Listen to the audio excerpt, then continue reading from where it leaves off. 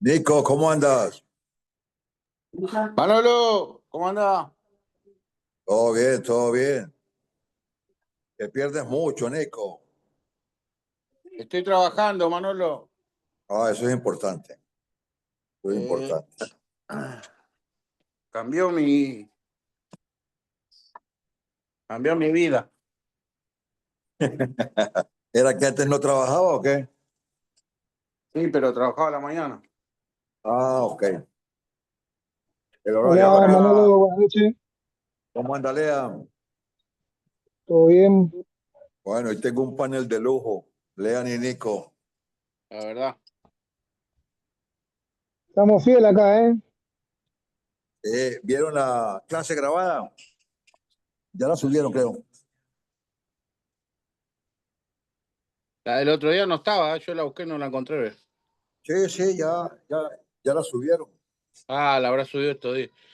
Yo creo que Eh, subí sí, ya la subieron. ¿Ya les envió Ceci el material? Sí, hoy lo mando Manolo. y hoy mandó. Bueno, bueno. ¿Algún comentario, algo que tengan ustedes que aclarar? No, no. No, Manolo. O- Terminamos ya Ok. todo lo que es defensa en zona. Sí, Ya sí. terminamos toda esa parte. Ok. Ahorita vamos a enlazar el trabajo de este, campo grande al atacar y campo pequeño al defender. Ese es el título de la clase de hoy. Entonces, más o Ataco, menos. abro. Claro, claro. ¿Sí ve? No, ataco, abro la cancha y defiendo más Ujú. chico. Sí, sí, Me más o menos repliego. así, más o menos es la idea, sí. Y luego aquí viene el desglose que por supuesto lo voy a desarrollar con ustedes. El, la clase, el texto es bastante amplio, así que vamos a intentar hacerlo para que quede bien en ustedes y la grabación. En, si se puede en un solo bloque, si no, lo hacemos en dos, ¿entiendes? De acuerdo a la participación que tengan ustedes. Así que Nico, que ha estado últimamente ausente, espero que intervenga hoy. Bueno, escuchame, Manolo, antes que empiece. Dime. ¿Qué, qué puedo hacer para que mi hijo que juega de central, juega de dos y saca de abajo, patee más fuerte? No puede pasar la mitad de la cancha. ¿Qué edad tiene? 12. 12. Y hay 12. compañeros que vos lo ves y la tiran a la cosa y él no, no, no. Bueno, uno de los eh, pareciera que suena normal, ¿no? Cualquiera le diría que uno tiene fuerza. Yo le diría que primero tengo que verlo para saber las técnicas de lo que es el tipo de cuando él ejecuta el pase, cuando él ejecuta el golpeo. ¿Entiendes? Para mí, yo, o sea, yo lo que le enseñé, o sea, que practique la postura, ¿viste? Porque yo lo veo Sí. muy duro, muy Por lo tosco. general, por lo general le voy a decir algo. La técnica hace que algo salga de la manera que uno quiere. El apoyo actúa como una mira. ¿Entiendes? El pie de apoyo es el que hace que se mueva la cadera y le dé Claro. dirección a la pelota. ¿Entiendes? Por lo general se hace ese tipo de trabajo con pase con borde interno. Ahora, en el pase largo se golpea con el empeine interno, es el sector del, del pie donde va los agujeros de los cordones interiores. ¿Entiendes? Claro, sí, Ese es el empeine interno. Empeine interno, empeine total y empeine externo es donde están los otros agujeros, donde se atan los cordones. ah, mira, Hoy los zapatos son bastante enterizos, que no traen cordones, y eso hace que uno, pero esa es la seña, ¿entiende? Y el pie actúa, perdónenme el ejemplo, el pie actúa como, usted ha visto los palos de golf, usted ha visto los palos de golf Sí, sí, cuando el tirador va a hacer el primer saque, el largo. sí. Son muy diferentes a los que cuando están en el drill, que son más o menos así, que es la secuencia que usted hace con un pase con borde interno. El que está en el drill es medio redondo para que cuando golpee inmediatamente la pelota se eleve. Entonces, qué hace un jugador? ¿Qué hace un pateador? Separa un poquito, separa un poco el pie de apoyo y le pone el pie del medio balón hacia abajo y echa el tronco hacia atrás para que la pelota cuando golpee pegue desde abajo y se eleve. Esa es más o menos la técnica hablada. Claro. ¿Entiendes? Ahí va la precisión, el golpeo. El golpeo va más que todo en técnica. ¿En técnica qué? Porque, ¿qué sucede? Si hacemos eso como déjenme le marco acá.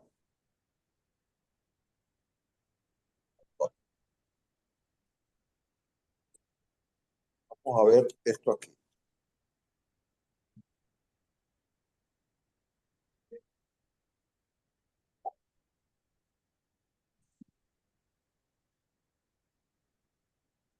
Vamos a imaginar que esta es la fase de preparación de remate. Esta es la pelota. Cuando Sí. la fase de preparación de remate arranca de acá y él golpea el balón, el pie no se puede frenar acá. ¿Me Ah, sigue? tiene que seguir. Sino tiene que seguir para que toda la fuerza que aplique se dé esto y el pie llegue hasta aquí más o menos. ¿Entiendes? Claro, sí, sí, sí. Eso es lo que llaman la fase de preparación, fase de remate y fase final. Hay que ver si en la fase final él la corta. A él acortar el movimiento pierde fuerza o pierde la potencia. Que la potencia no está enmarcada como una cualidad. La potencia es fuerza por velocidad. ¿Me entiendes? Entonces, Claro. al golpear, que puede un latigazo, ¿qué pasa?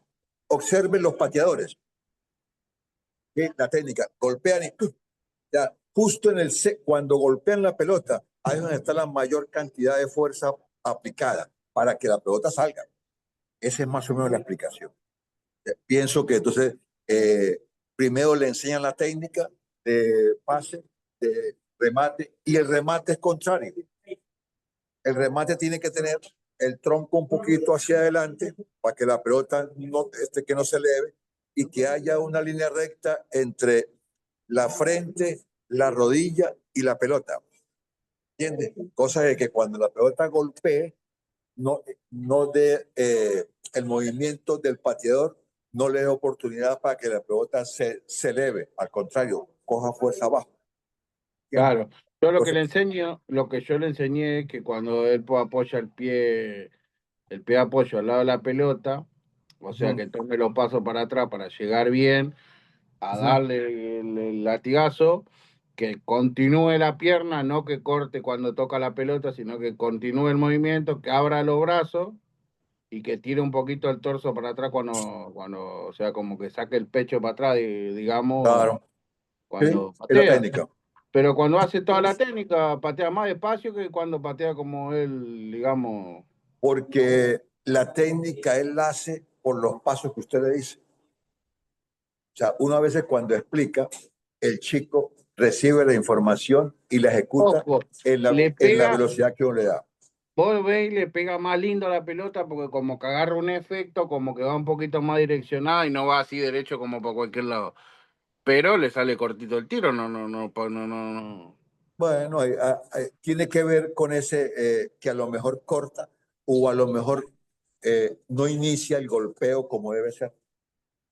En alguna fase del remate como tal, en alguna fase está fallando para que la pelota no salga con ese impulso que requiere o con el impulso que le quiere dar.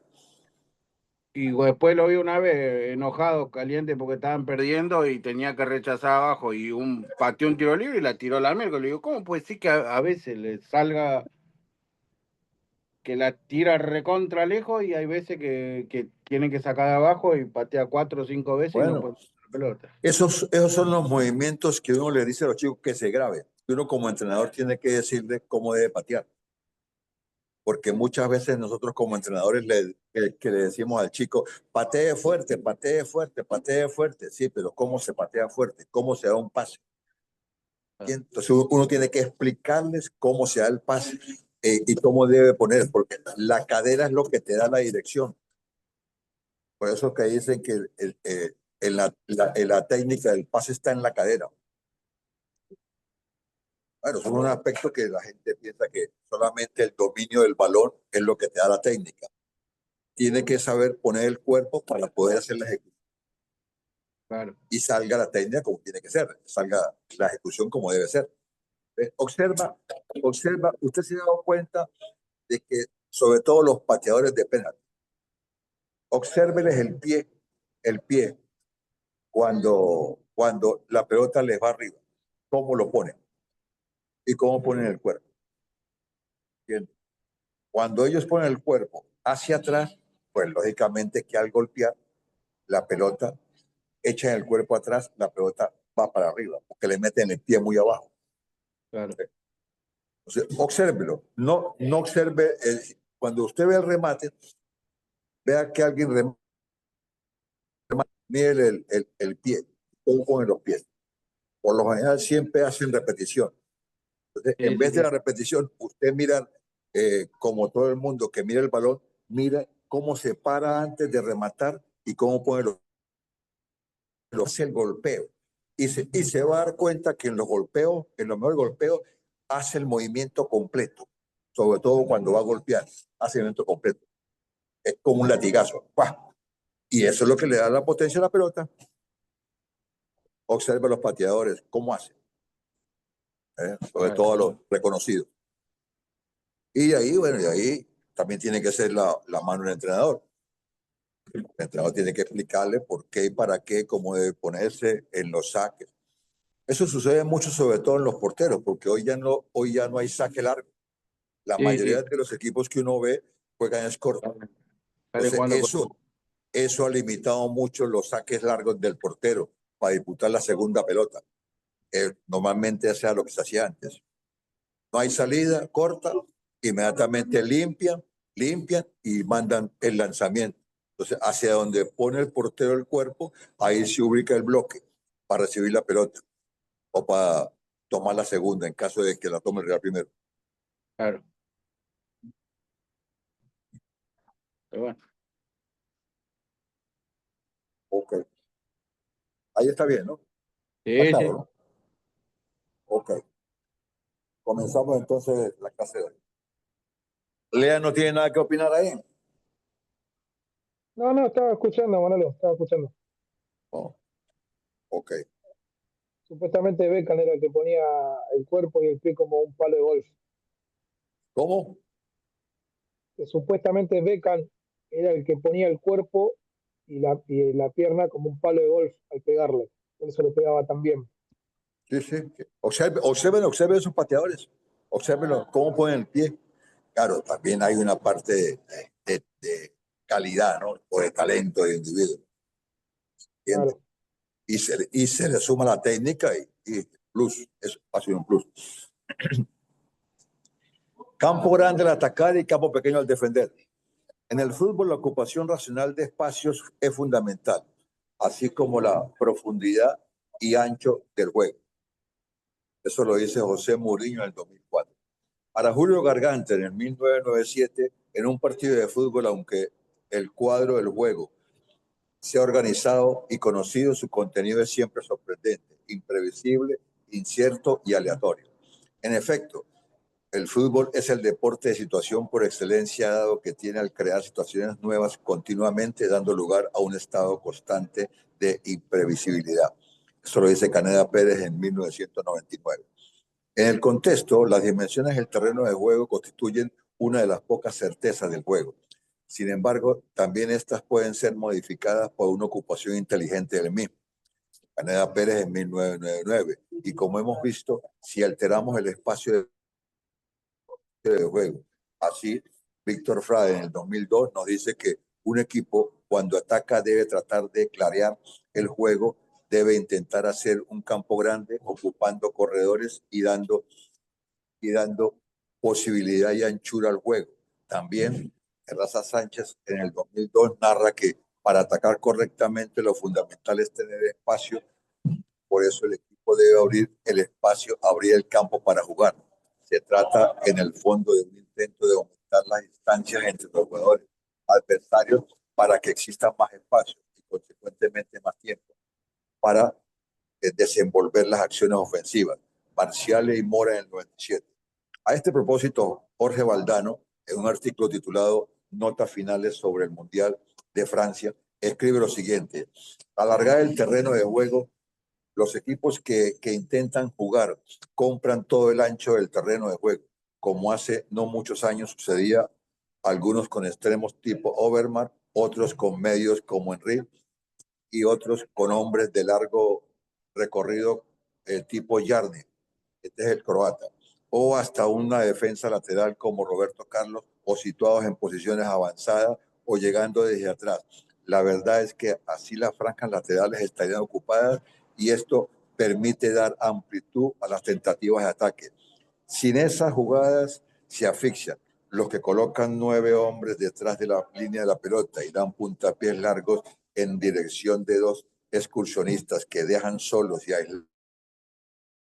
No tienen ese problema, más aquellos que intentan jugar ya se habrían dado cuenta de que los accesos al área están menos congestionados por fuera. De hecho, hay una frase muy antigua. Los equipos para ser profundos primero tienen que ser anchos. Bien, o sea, primero tienen que ganar los espacios hacia los costados para poder ser profundos.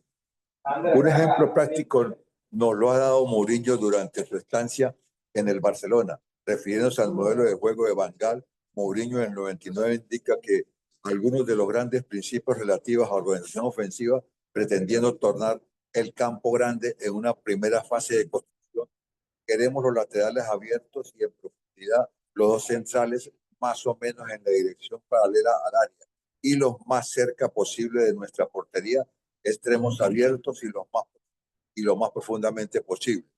El delantero centro, el delantero centro en punta realmente e intentando arrastrar a la defensa contraria lo más lejos posible para crear el mayor espacio para aquellos que son nuestros jugadores más creativos.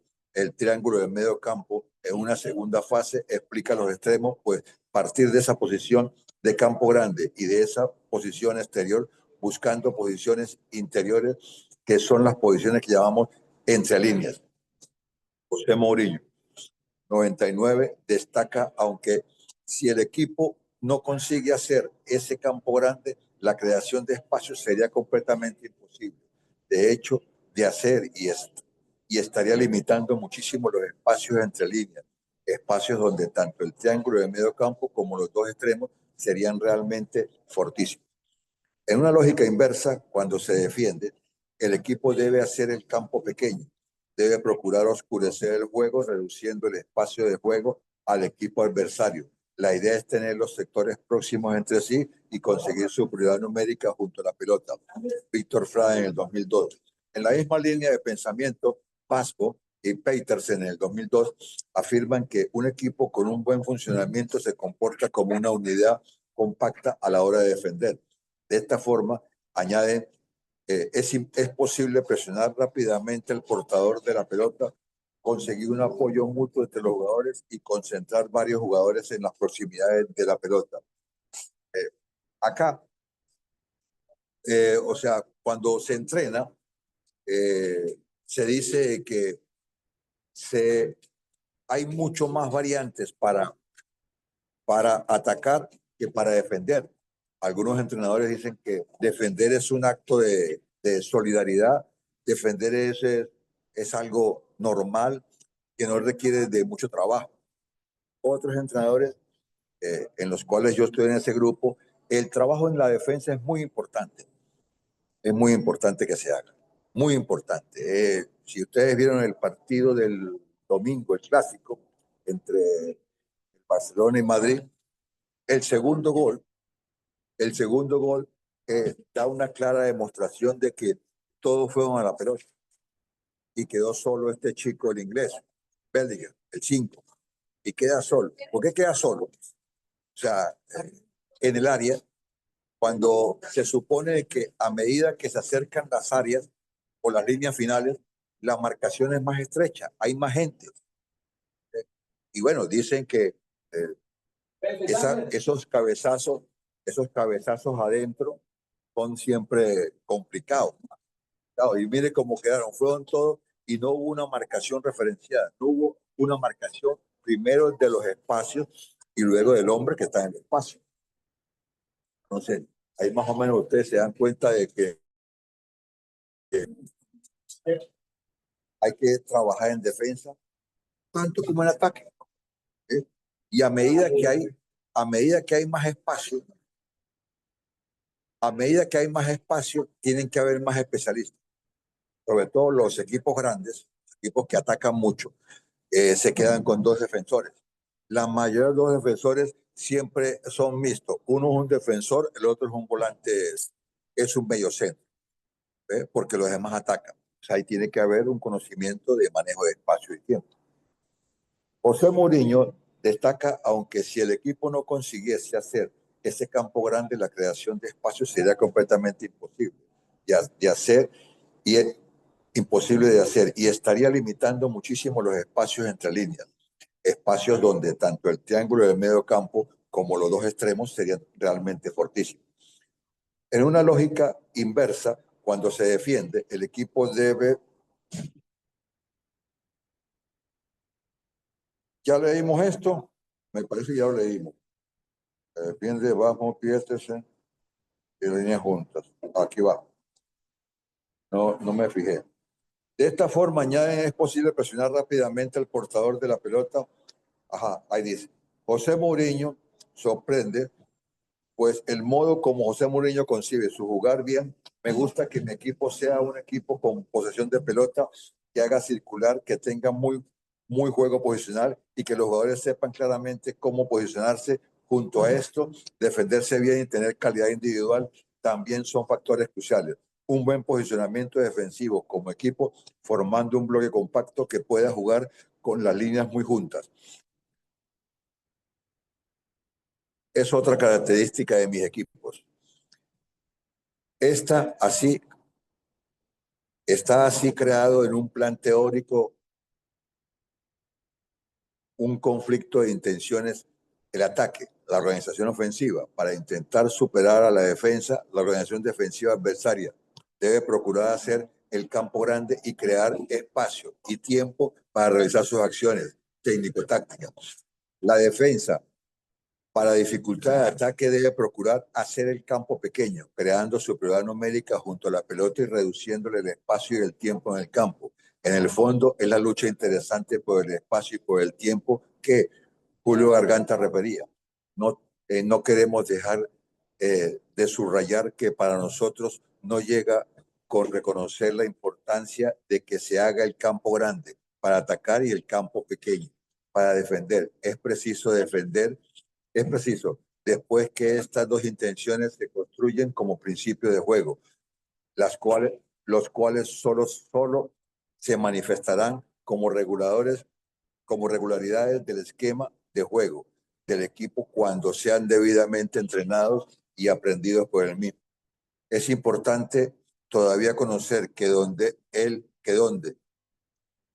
dónde, el cómo y el cuándo, hacer el campo grande y el campo pequeño será diferente en cada equipo en función de la idea de juego, que es única de cada entrenador. Defensa hombre a hombre versus defensa en zona. Quien marca al hombre corre por donde el rival quiere. Esa cacería tiene por finalidad capturar un enemigo, mas el medio usado convierte al marcador en prisionero. Es el adversario quien dispone del esfuerzo y del espacio. Tú me sigues, pero vas donde yo quiero. Eso lo dice Valdano en el 2002. Las nociones de campo grande y de campo pequeño que consideramos pueden dar respuesta a esta necesidad. Intentaremos ahora comprender cómo debe ser la adecuación de la defensa en zona y de la defensa hombre a hombre frente a esta intención de hacer el campo pequeño a la hora de defender. Como hemos visto, parece existir diferencias muy significativas entre la defensa en zona y la defensa hombre a hombre. Si es la primera, tenemos como gran premisa, como gran referencia objetivo de marcaje los espacios considerados valiosos. En la segunda tenemos el adversario directo. En cuanto a la defensa individual, puede tratarse en el fondo de una exageración de la lógica subyacente a la defensa hombre a hombre, siendo muchas veces la referencia adversario directo sustituida por la referencia adversario atribuido por el entrenador. Al ser así, presentamos una cuestión. Si en la defensa hombre a hombre el adversario directo es la gran referencia defensiva de posicionamiento y de marcaje, ¿cómo hacer el campo pequeño cuando los adversarios están repartidos en disposición de campo grande? En otras palabras, ¿cómo pueden los jugadores adversarios defender próximos entre sí si sus referencias defensivas, los jugadores del equipo que ataca intentan ocupar los dos costados y dar profundidad y amplitud al juego?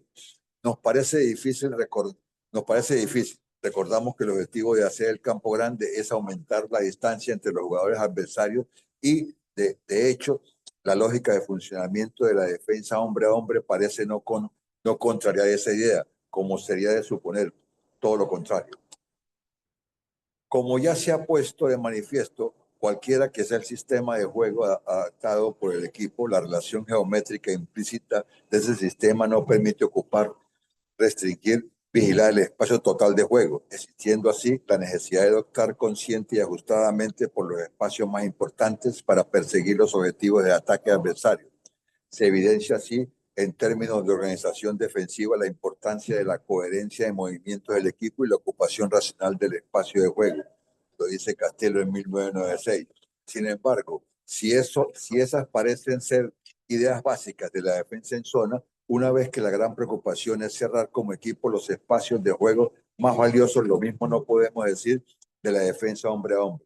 Pues ahí las referencias defensivas son individuales y los espacios son olvidados. O sea, se caracteriza esa forma de organización defensiva por una suma de acciones individuales no coordinadas colectivamente y apenas referenciadas a adversarios.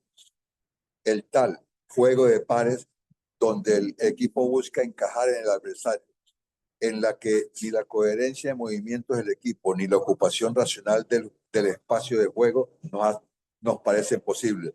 Esto de juego de pares es cuando tú equiparas al rival. O sea, juega con tres mediocampistas. Entonces, el que esté más adelantado lo toma el 5, el que esté intermedio lo toma el 8 o el 10. Ese es más o menos el juego de pares. Toma el que está en la zona de acuerdo a la disposición de juego que tenga el rival para atacar y la que tenga usted para defender. Sin embargo, que eso lo hizo el anterior, en el 2022. Lo hizo mucho Holanda. De hecho, estaba dando cierto resultado en unos momentos contra Argentina. Luego, por supuesto, las marcaciones al hombre tienen una particularidad. El que juega bien y el que pasa por un mejor momento en ese espacio dentro del juego saca mucha ventaja. Y las ventajas son determinadas. Claro, se lo saca encima. Claro, se lo saca encima. El 1-1 le gana. Sí. Claro, porque ahí esa es la diferencia.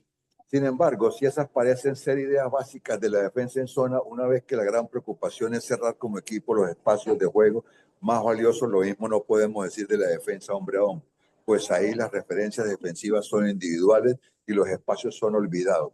O sea, que caracteriza esa forma de organización defensiva por una suma de acciones individuales no coordinadas. No coordinadas. Eso ya lo leímos. Nos parece posible. Okay. Como constatamos en el punto anterior, para José Mourinho en el 2002, en términos de organización defensiva es fundamental un buen posicionamiento defensivo como equipo, formando un bloque compacto que pueda jugar con las líneas muy juntas. Sin embargo, también lo es tener una buena capacidad de recuperación defensiva en función de la posición de la pelota. Ese es, hasta ahí estamos claros, chicos. Okay.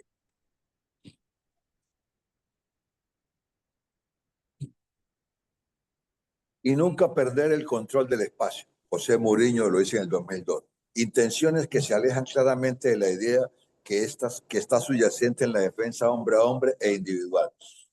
Y si existiesen dudas sobre el hecho de que el FC Oporto de Mourinho defendía en zona, Jorge Barbosa en el 2002, periodista de La Bola, nos ayuda a esclarecerla. La receta de este equipo del FC Oporto es la receta para todos los tiempos. Defensa en zona, buen trato de la pelota y actitud atacante. El equipo volvió a defender en zona. La presión fue siempre ejercida sobre la pelota y no sobre los jugadores. Se hace también evidente que lo que José Mourinho pretende en el fondo, que el equipo se vuelva pequeño cuando el adversario tenga la pelota. Siempre la referencia en cualquier tipo de presión, se presiona en la pelota, no al hombre. El hombre viene después y es el que está más cerca o el que tiene el pase más cercano, o el hombre más peligroso que pueda continuar la secuencia de juego y el pressing pierda vigencia. Como veremos en los párrafos que siguen, no somos los únicos en pensar que es de esta forma. Todavía conviene destacar que los autores que serán citados podrán referirse a nuestra defensa individual cuando hablan de marcaje al hombre a hombre. Por ello, no nos parece constituir un problema, pues aunque exageradas creemos las desventajas de la defensa individual son las desventajas de la defensa hombre a hombre. Según Mel Pérez, en el 2002, todos los equipos que hacen marcaje hombre a hombre del equipo adversario, una vez que dejan mucho más espacio libre, luego también mucho más tiempo.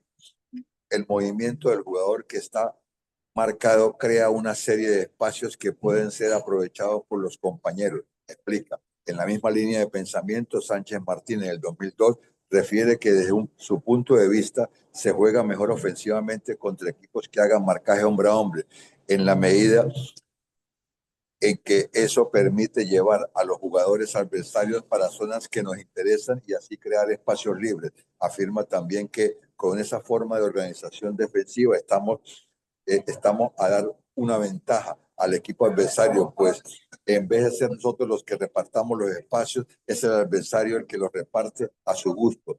Al ser así, no es de extrañar que Ferrari en el 2001, refiriéndose al necesario equilibrio de la organización defensiva, debe evidenciar señale que el marcaje hombre a hombre puede llevar a que el equipo lo pierda. Por eso, para el autor, cubrir los espacios es mucho más importante que marcar a los jugadores adversarios. Es preferible mantener el equilibrio defensivo y la cobertura recíproca que perseguir en el marcaje a un adversario. Tal vez porque perder de vista la referencia que es la pelota, comprometer los escalonamientos y las coberturas y de ese modo poner en riesgo la cohesión defensiva, tal como indica Ferrari en el 2001, fundamentalmente cuando se defiende hay que tener conciencia de los riesgos y de las prioridades. En esa medida coincidimos enteramente con Preciado Rebolledo en el 2002, cuando afirma que el marcaje al hombre es mucho más simple de superar que una buena estructura zonal. De acuerdo con Padovan, en 1995, pensar en la defensa en zona entendida como un sistema de apoyo recíproco. Nuestro sistema de coberturas sucesivas implica una evolución mental, no el instintivo asalto al adversario o el permitido reclamar la pelota, sino la racionalización más amplia de la relación espacio-temporal en cuyo interior se mueven los componentes. Los compañeros, antes de nada, después la pelota y al final el adversario. Casi no coincidimos en que sean los compañeros las primeras referencias del posicionamiento, una vez que esa coordinación de los jugadores depende también ella de la referencia que es la pelota. Acá chicos, hacen unas comparaciones de lo que es marcada al hombre. Por lo general, marcada al hombre, por supuesto que dentro de una observación puede ser más seguro. Puede ser más seguro porque ya hay una responsabilidad definida. De hecho, hay muchos entrenadores que opinan que le gusta marcar al hombre porque la zona divide responsabilidades.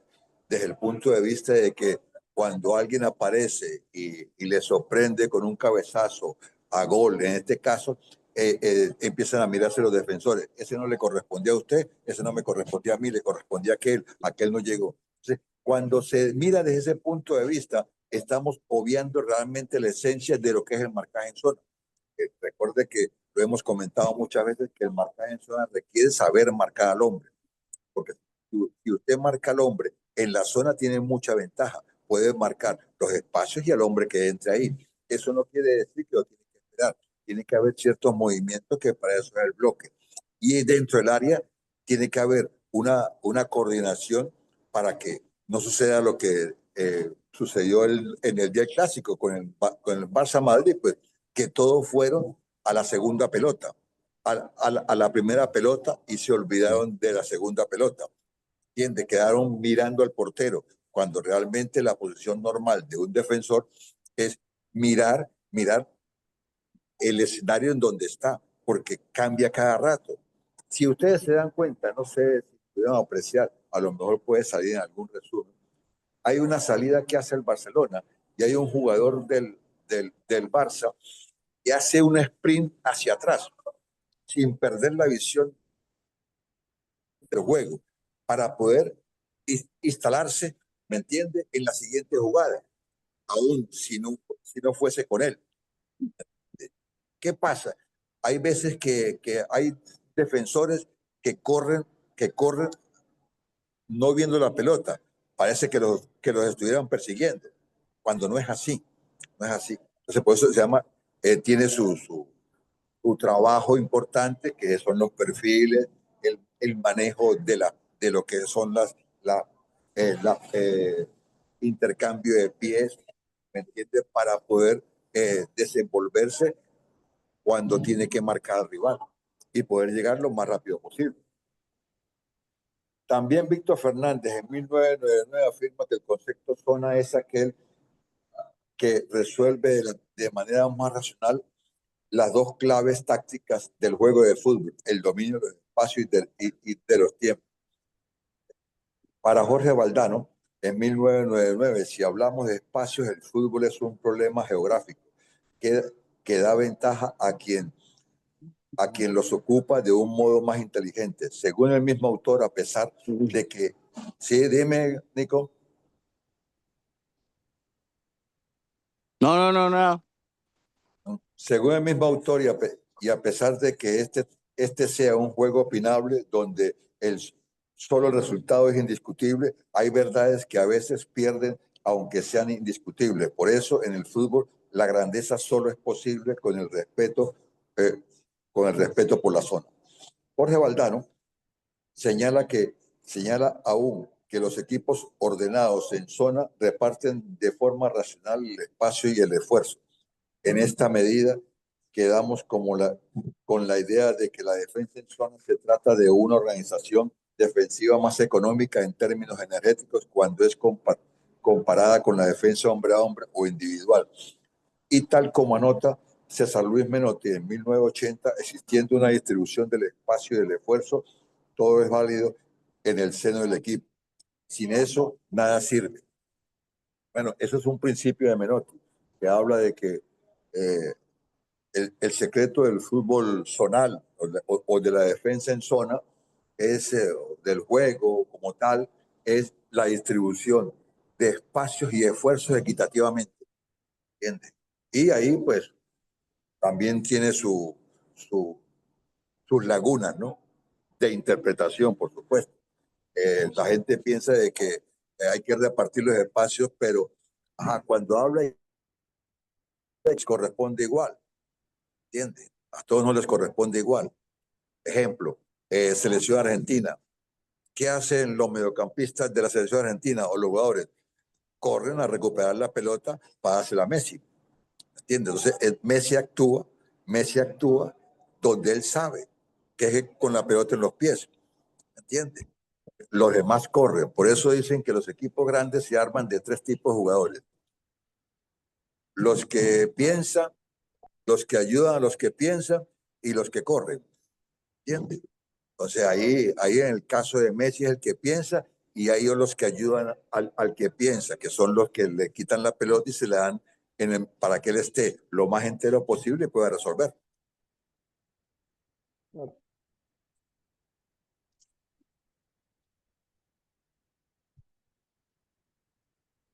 Ajá. César Luis Menotti afirma que también en el fútbol es posible desequilibrar al equipo adversario de dos formas, a través de la habilidad o a través de su cuidado numérica.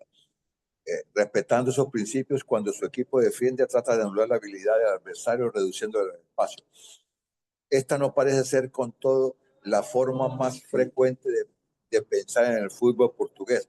Como ya referimos, es normal que veamos a uno, dos, tres jugadores marcar individualmente. A los jugadores más prestemos atención a las palabras de Diego Maradona en el 2001, uno de los jugadores más creativos y talentosos de la historia del fútbol que el fútbol ha conocido. Con los años he comprendido que me gustaba más que me marcasen hombre a hombre porque me libraba más fácilmente de aquello y me quedaba solo. Por el contrario, en el marcaje en zona era más complicado, probablemente porque de esa forma tenía menos espacio y tiempo para disponer de su creatividad y contaba con un equipo cohesionado enfrente. Y si para Diego Maradona era difícil superar una defensa en zona, imagínense para jugadores como Deco, Joao Pinto, Pedro Barbosa o Simao, talentosos en verdad, más de otra dimensión. Entonces, ¿por qué esta insistencia en los marcajes individuales? E incluso a Maradona le hicieron las famosas marcas que se entiende. Le hacían, por ejemplo, escalonado, como él mismo lo narra en zona, escalonado para quitarle velocidad, y luego le marcaban a los rivales, a los compañeros más peligrosos, le marcaban al hombre. Ejemplo, en el Nápoles le marcaban al hombre a Gareca y creo que a Sola, que eran los que estaban en ese momento con él. Y dejaban libre a los demás para que el jugador, para que Maradona o para que el pasador le diera, en vez de dar la pelota a los que sabían para poder continuar una secuencia de juegos, se las daba a los jugadores más limitados que tenían que usar otro pase para poder continuar el juego y perdían velocidad. No sé si me siguen la idea que les quiero mostrar, les quiero decir. Sí, sí, se entiende. Entonces, no Sí. podemos dejar. Ah, No, no, que sí, que rápido que era el tipo. sí, sí, no, ahora otra cosa. Y hay que darse cuenta que en ese momento no había bar. Y las canchas, sobre todo en Italia y las canchas en España, les echaban agua para que fueran llenas de lodo y barro. Realmente hacían con pelé. No, no había bar. De hecho, la patada que le pega este jugador del Atlético Bilbao, Goicoechea creo Sí, que se llama, que lo liquida. lo hace pelota. Entonces, bueno, Yo, cada quien en su... Dime. yo como viendo cosas así de fútbol, a Leandro tiene cosas de Messi. La Está camisa. hablando pavada, No, Manolo, está hablando pavada. un póster en la pieza. Qué tarado que va. No le dé bola, Manolo. Se había demorado Nico. Recuperamos a Nico, Lea. ¿Viste? Era cuestión de tiempo, ¿no, Manolo? Cuestión de... Lo extrañábamos. No podemos dejar de señalar todavía que muy frecuentemente entrenando entrenadores, periodistas y comentaristas deportivos asocian que los equipos consigan ser compactos a la hora de defender a una buena organización defensiva hasta cierto punto. No deja de ser verdad que muchos consiguen ser compactos al defenderse, más en nuestra opinión, eso es el resultado la mayoría de las veces del simple y fácil agrupamiento de jugadores en las inmediaciones del área. Y como ya hemos afirmado, para nosotros eso no es organizar defensivamente un equipo en la medida en que existen principios que estructuren de forma sólida y coherente el funcionamiento defensivo colectivo. O sea que nuestros compactos, aunque compactos los equipos no dejan de estar desorganizados al defender con todas las consecuencias que de ahí pueden derivarse, no solo en términos defensivos sospechamos, sino que también, como ya hemos referido, creemos que la compatibilidad es una de las varias propiedades que en conjunto dotan al colectivo de una deseada cohesión defensiva. Así coincidimos con Juan Manuel Lillo, citado por Víctor Fernández. Mira, hay una frase también de Meotti que dice, no es igual defenderse con muchos que defenderse bien.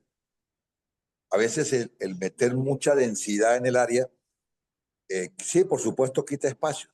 Al quitar espacio, hace que el equipo rival pues podamos recuperar la pelota, pero no se recupera la pelota porque sepamos defender, sino porque el rival se equivoca, que es diferente. Ya, ustedes tienen que interpretar todo eso. Ejemplo, lo más claro que uno puede decirle a ustedes es, no puede ser una defensa muy buena cuando el portero sale y figura. Quiere decir que le pateamos muchas veces. ¿Entiendes? Claro. Ahora, si al portero le patea un poco, mis defensores hacen que le pateen poco, quiere decir que la defensa es buena. O sea, hay diferencias marcadas. A veces que mi equipo saque el arco en cero no es virtud de nuestra defensa o del portero. Hay que revisar el partido y se da cuenta de que es por falta de pericia de los atacantes o falta de puntería. Entonces, todo eso tiene que tomarse en cuenta para hacer un análisis lo más cercano a lo que sucedió. Juan Manuel Lillo, citado por Víctor Fernández en el 2003, cuando expone que la defensa se ordena más por masificación, aglomeración que por concepto. Se confunde el defender bien con defender. Bueno, adelante. Ese es de Menotti. Se dice, se olvida que la cualidad es mucho más importante que la cantidad. Eso lo ratifica César Menotti en el 80. Para este propósito, atendemos las palabras de José Mourinho citado por Lorenzo en 2003, cuando asumió la dirección técnica de la Unión de Lleida. Tenemos que defender bien, como sucedió en la temporada pasada, más con menos gente. Tenemos que ser dominadores y menos dominados. Tenemos que jugar menos al contraataque y más en un ataque continuado y tenemos que marcar goles. Prestemos atención a lo que dice Juan Manuel Lillo, citado por Víctor Fernández, sobre la tendencia actual de los equipos de defenderse junto a sus porterías. Esto se debe a un falso sentido de seguridad. Es muy difícil hacer creer a las personas que cuando más se alejan de la parte defensiva, mejor se están defendiendo. Interesa volver a citar a Castelo en 1996. Según este autor, cualquiera que sea la forma de organización defensiva que se pretenda poner en práctica debe fundamentarse en permitir y asegurar la constante estabilidad de la organización defensiva de la defensa. 2. Crear constantes condiciones desfavorables a los atacantes en términos de tiempo, espacio y número de las situaciones momentáneas del juego para la concretización de los objetivos del proceso defensivo. Y 3. Dirigir comportamientos técnico-tácticos de los jugadores adversarios para afuera de los caminos hacia la portería, o sea, llevarlo a los espacios de juego menos peligrosos y que permitan recuperar más fácilmente la pelota. Acá hay un tema de interpretación y de lectura de juego. Lo más usual que conseguimos, que que vamos perdiendo, sacamos un defensor y ponemos atacante más. Vamos ganando, sacamos a un delantero y ponemos un defensor más. ¿Entienden? Para, entre comillas, cuidar el resultado. Y se olvidan de que esas acciones o esas reglas no escritas en el fútbol varían por una sola razón. Los juegos no son los mismos. A veces usted poniendo, sacando un delantero, es más ofensivo. ¿Entiende? Y eso lo hacen los entrenadores que tienen una visión bastante amplia de lo que es el juego. Maturana, en 1980 y algo, cuando ganó la Copa Libertadores contra Olimpia de Paraguay, faltando, necesitaba hacer 2 goles para igualar el resultado que fue en Paraguay, para ir a penaltis. Y en ese momento, la necesidad era, según los periodistas, todos los que futboleros, era poner un atacante más o poner un atacante más fresco. Maturana sacó a un delantero y puso un mediocampista. Con los años, uno empieza a ver, y por las cercanías de mi país, de donde yo soy con la frontera, tuve la oportunidad de encontrarme con él en Medellín. Yo fui a hacer pasantías a Medellín. No estaba él como técnico, pero lo conseguía él. Y esa fue mi pregunta. Y él me dio una explicación, él me dio una explicación que hasta hoy considero que era para la época casi loca.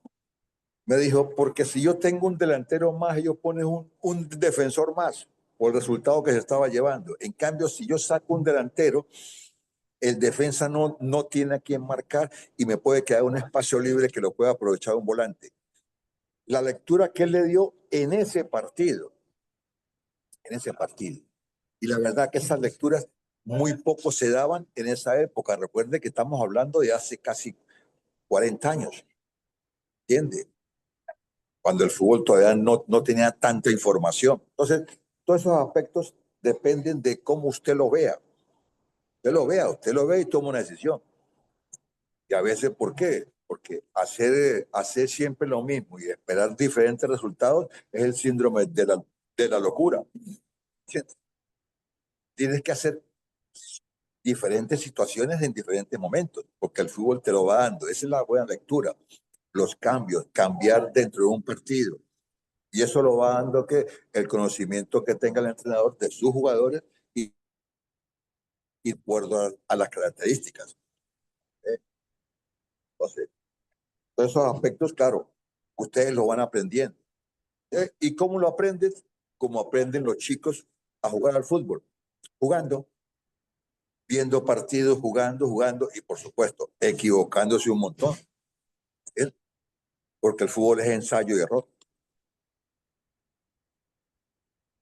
Como hemos podido constatar, consideramos difícil que este protocolo de intenciones tácticas defensivas sean posibles de cumplir con una defensa hombre a hombre o individual. Para hacerlo, el equipo tiene que estar lo menos dependiente posible de las acciones adversarias. Al liberar a los jugadores de la persecución de los adversarios, la defensa en zona nos parece así la única forma de organización defensiva que puede garantizar una constante superioridad posicional, temporal y numérica en los espacios vitales del juego. Nos atrevemos a decir que ante un jugar en redacción de la defensa hombre a hombre se opone un jugar en acción de la defensa en zona. Tal vez sea esta una de las razones que llevan a César Luis Menotti, a citado por Lozano, a afirmar que la zona es libertad. Bueno, parece que ya tengo la mitad del texto, ¿entiendes? Entonces, no sé si hasta ese momento ya son las 9 y algo. Entonces, no sé si hasta este momento ustedes tienen una pregunta o quieren que le desarrolle o le aclare algo del tema. Y podemos dejar hasta acá para completar el día jueves lo que es la clase de hoy, que es campo pequeño y campo grande.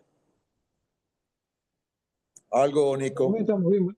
No, yo por mí No, ¿Algo? tampoco. estamos bien. ¿Cómo? Estamos bien, digo. Ok, ok. Entonces, eh, sí, está justo para que, como decía un amigo, de lo bueno poco. A veces uno, porque el desarrollo de las clases que yo intento hacer con ustedes, que he hecho desde el año pasado, es tratar de que se lleven algo. Esos son extractos que yo le hago a libros. Este es de unos apuntes del fútbol portugués, ¿entiendes? De lo que es la defensa en zona. Una visión de los portugueses. Y me pareció muy buena porque estaba Mourinho incluido ahí y citan a entrenadores muy conocidos que han hecho la zona. Y creo que en esta o en la anterior citaban también a Maturana, a Rigo Sacchi, que es el creador de la zona presionante. Todos esos aspectos para que ustedes tengan idea de dónde viene el juego. Y que dentro de un contexto ustedes eligen qué es lo que a ustedes les gustaría hacer, cómo les gustaría hacer.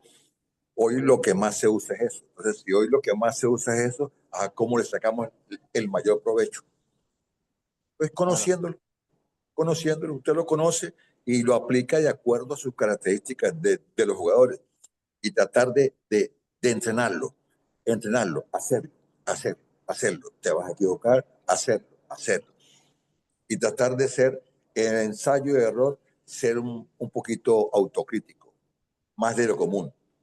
Si yo hubiera puesto a Nico en vez de Lean, ¿qué me hubiera pasado? Usted como entrenador, que es el examen suyo, entiende que no se puede mentir. Y viendo el video se da cuenta, sí, de razón, me hubiera generado esto. O sea, porque los partidos que usted ve con sus errores y aciertos, acerté en esto, el jugador no me entendió. Entonces, cuando empiezas con todo ese estudio, se va dando cuenta qué es lo que usted necesita y cómo hacerlo.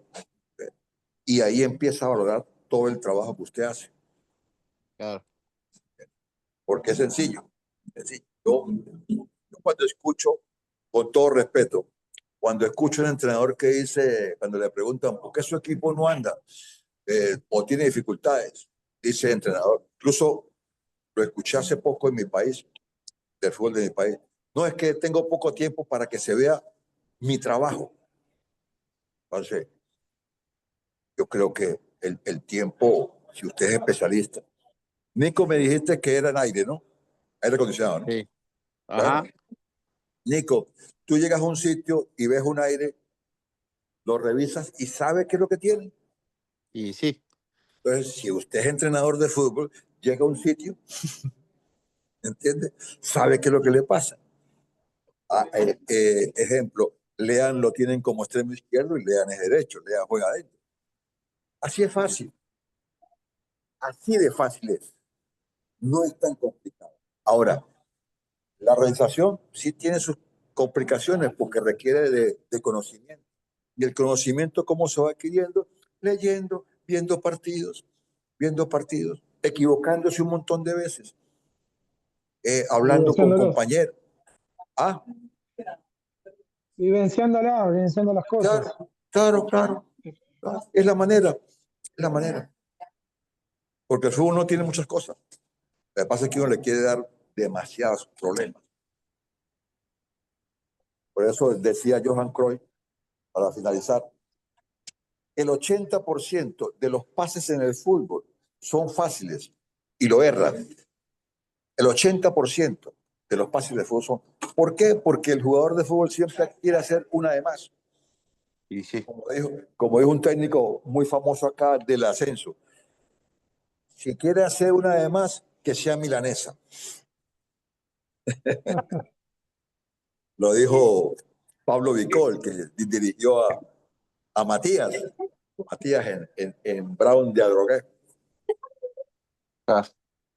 Bueno, Bueno, hablando de Bueno, Manolo, milanesa, eh, Nos debes unas cuantas, Nico. Me voy, que está la mesa servida. Bueno, ok. Buen apetito. Gracias, Manolo. Nos vemos el Chao, jueves. Manolo, hasta el Chao, jueves, que anden bien. Chao. Nos vemos el jueves. Cuídense mucho. Saludos, Bien. saludos, muchachos.